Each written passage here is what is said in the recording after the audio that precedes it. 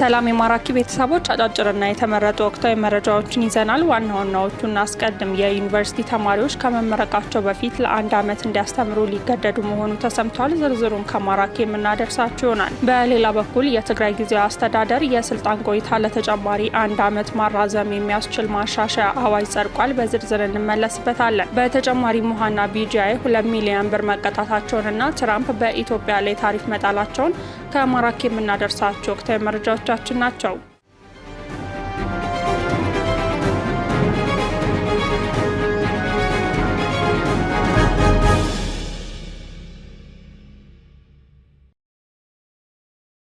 ክብራትና ክብራን ተመልካቾቻችን መረጃዎቻችንን ከተከታተላችሁ በኋላ እውነተኛና ጠቃሚ መሆናቸውን አረጋግጣችሁ ቻናላችንን ሰብስክራይብ ብታደርጉልን ደስ ይለናል። ወደ መረጃዎቹ እንለፍ።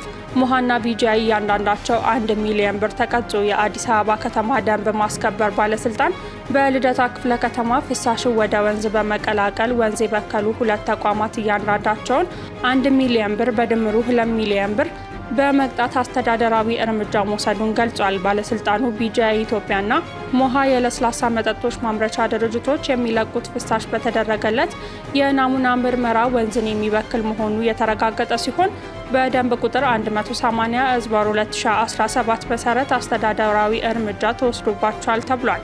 ወንዞችን ከብክለት የጸዱ ከማድረግ አንጻር የደንብ ማስከበር ባለስልጣንና የአካባቢ ጥበቃ ባለስልጣን በጋራ የግንዛቤ ማስጨበጥ ስራዎችንም በስፋት እየሰጡ መሆኑን ተገልጿል። በግንዛቤ መሰረት ተቋማትና ግለሰቦች ከህገወጥ ተግባራት ሊቆጠቡ ባለመቻላቸው አስተዳደራዊ እርምጃ እየተወሰደ መሆኑን ተመላክቷል።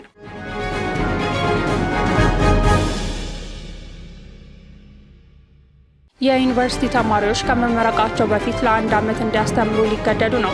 ትምህርት ሚኒስቴር የዩኒቨርሲቲ ተማሪዎች ከመመረቃቸው በፊት ማህበረሰቡን ለአንድ ዓመት በቅድሚያ እንዲያስተምሩ ወይንም እንዲያገለግሉ የሚያደርግ አሰራር ተግባራዊ ለማድረግ እቅድ መያዙን አስታውቋል። ትምህርት ሚኒስትሩ ፕሮፌሰር ብርሃኑ ነጋ በትላንትናው ዕለት መጋቢት 24 2017 ዓ.ም በህዝብ ተወካዮች ምክር ቤት የሰው ሀብት ልማት ስራ ስምሪትና ቴክኖሎጂ ጉዳዮች ቋሚ ኮሚቴ የ12ኛ ክፍል ሀገር አቀፍ መልቀቂያ ፈተና የተማሪዎች ውጤት ዝቅተኛ የሆነበትን መንስኤ በተመለከተ በቀረበ ጥናት ላይ ውይይት ሲደረግ በዩኒቨርሲቲ ተማሪዎች ላይ ስለተያዘው እቅድም አብራርተዋል። ላለፉት ዓመታት ማለትም እሳቸው በኃላፊነት ከተሾሙ ጀምሮ የ12ኛ ክፍል ሀገር አቀፍ መልቀቂያ ፈተና የተማሪዎች ውጤት በከፍተኛ ደረጃ ዝቅተኛ እንዲሆን ካደረጉ መንስኤዎች መካከል የመምህራን ብቃትና የተነሳሽነት ማነስ ተጠቃሽ መሆናቸውንም ጠቁመዋል።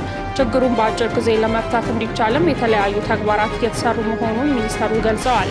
የኢትዮጵያ ዩኒቨርሲቲ ሰርቪስ የሚል መጠሪያ የተሰጠው አሰራር ከ2019 ዓ.ም ጀምሮ ተግባራዊ እንዲደረግ እቅድ የተያዘ መሆኑን የገለጹት ሚኒስተሩ በ4 ዓመት የሚመረቅ ተማሪ የ3ኛ ዓመት ትምህርቱን እንዳጠናቀቀ ወደ አስተማሪ ማህበረሰብ ተመልሶ ለ1 ዓመት የማስተማር አገልግሎት ይሰጥና እንዲመረቅ ይደረጋል ሲሉም ተናግረዋል። ይህም ሲሆን የተማሪዎቹ መሰረታዊ ወጪ የሚሸፈን እንደሚሆንም አክለዋል።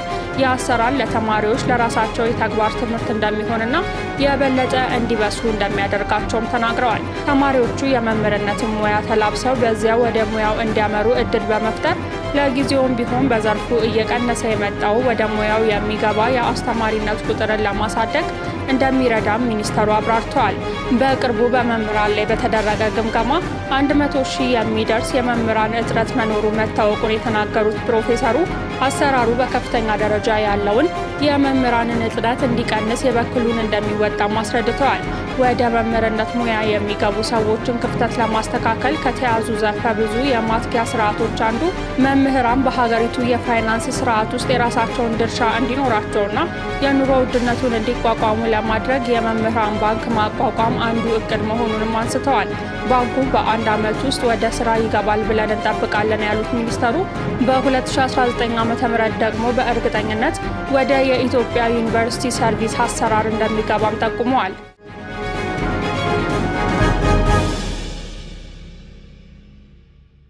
የትግራይ ጊዜያዊ አስተዳደር የስልጣን ቆይታ ለተጨማሪ 1 ዓመት ማራዘም የሚያስችል ማሻሻያ አዋጅ ጸደቀ። የሕዝብ ተወካዮች ምክር ቤት ባካሄደው 22ኛ መደበኛ ስብሰባ ምክር ቤት የትግራይ ጊዜያዊ አስተዳደርን የስልጣን ቆይታ ለተጨማሪ 1 ዓመት ማራዘም የሚያስችል ማሻሻያ አዋጅ አጽድቋል። አዋጁ እስካሁን በስራ ላይ የነበረውን አዋጅ ቁጥር 359/1995 የሚተካ ሲሆን አዋጅ ቁጥር 1373/2017 ሆኖ በሁለት ድምፀ ታቅቦ በአብላጫ ድምፅ ጸድቋል።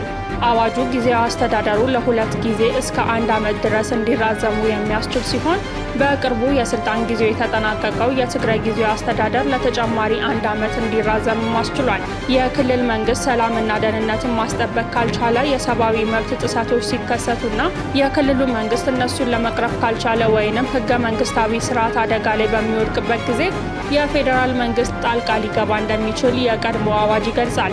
በተጨማሪም የክልሉ ምክር ቤትና ከፍተኛ አስፈጻሚ አካላትን በማቀድ ተጠያቂነቱን ለፌዴራል መንግስት የሆነ ጊዜያዊ አስተዳደር እንዲቋቋምም ያስችላል። ይሁን እንጂ አዋጁ ለጊዜያዊ አስተዳደሮቹ ለ2 ዓመት የአስተዳደር ጊዜ ብቻ የሚሰጥ ሲሆን አስፈላጊ ሆኖ ከተገኘ ለ6 ወራት ሊራዘም ይችላል። ከአዋጁ ማሻሻያ ጋር በተያያዘ በተሰጠው ማብራሪያ ላይ ይህ የጊዜ ገደብ አሁን ካለው እውነታ ጋር የሚስማማ አይደለም በሚል መሆኑ የተገለጸ ሲሆን በጣም የተወሳሰቡ የጸጥታና የፖለቲካ ችግሮችን ለመፍታት ተለዋዋጭነት እንደሚያስፈልግም ተገልጿል። ትግራይ ክልልን እንደ ምሳሌ በመጥቀስ የ2 ዓመት የስልጣን ዘመን ቢያልፍም በምርጫ አማካኝነት መደበኛ ክልላዊ መንግስት ለማቋቋም የሚያስችል ሁኔታ አልተፈጠረምም ተብሏል። ማሻሻያው ለፌዴሬሽን ምክር ቤት አፈ ጉባኤ የጊዜያዊ አስተዳደሮችን የስልጣን ዘመን የማራዘም ስልጣንን የሚሰጥ ሲሆን ውሳኔውም ምክር ቤቱ መደበኛ ስብሰባውን ሲያካሂድ መቅረብና መጽደቅ እንዳለበትም ይደነግጋል። በተጨማሪም ማሻሻያው እንደሚገልጸው ምክር ቤቱ የስልጣን ዘመኑን ለማራዘም ውሳኔውን ውድቅ ከተደረገበት ጊዜ አንስቶ በ4 ወራት ውስጥ ምርጫ መደረግ አለበት። እንዲሁም ደግሞ መደበኛ የክልል መንግስት አስተዳደር መመስረት እንደሌለበትም ይደነግጋል። ጊዜያዊ አስተዳደሮችን በተመለከተ የፌዴሬሽን ምክር ቤት ወይንም አፈ ጉባኤ የሚወስዱትን ውሳኔዎች ጊዜያዊ አስተዳደሩ ትኩረት ሊሰጥባቸው የሚገቡ ጉዳዮችን ሊያመላክቱ ይችላሉ።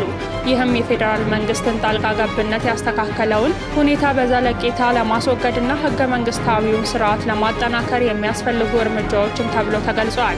ይህ ማሻሻያ የተደረገው ጠቅላይ ሚኒስትር አብይ አህመድ በቅርቡ ለምክር ቤት አባላት በሰጡት ማብራሪያ ሲሆን የስልጣን ዘመኑ ያበቃው የትግራይ ክልል ጊዜያዊ አስተዳደር ለሌላ ዓመት እንደሚራዘም መግለጻቸውን ተከትሎ ነው። በአመራሩ ላይም ለውጥ ሊኖር ይችላል ሲሉም ተደምጦ ነበረ። የጊዜያዊ አስተዳደሩ ስልጣን ማራዘም ህጋዊ ማሻሻያዎችን እንደሚጠይቅ አጽንኦት ሰጥተውበት የገለጹ ሲሆን አክለውም ግን ማንኛውንም ማሻሻያ ከማድረግ በፊት ተጨማሪ ግምገማ አስፈላጊ መሆኑን ተናግረዋል።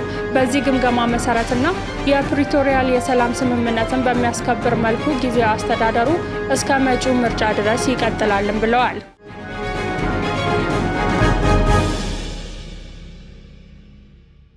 ክቡራትና ክቡራን ወደ መጨረሻ መረጃችን አለፍን። ትራምፕ በዓለም አቀፍ ንግድ ላይ አዲስ ታሪፍ መጣላቸው ተሰምቷል። ኢትዮጵያንም ጨምሮ 10 በመቶ ታሪፍ መጣሉ ተገልጿል።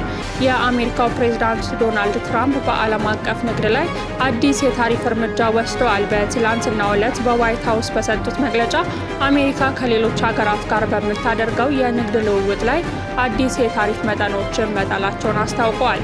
ትራምፕ እንደገለጹት ይህ እርምጃ አሜሪካን ቀዳሚ ለማድረግና የንግድ ጉድለትን ለመቀነስ ያለመ ነውም ተብሏል።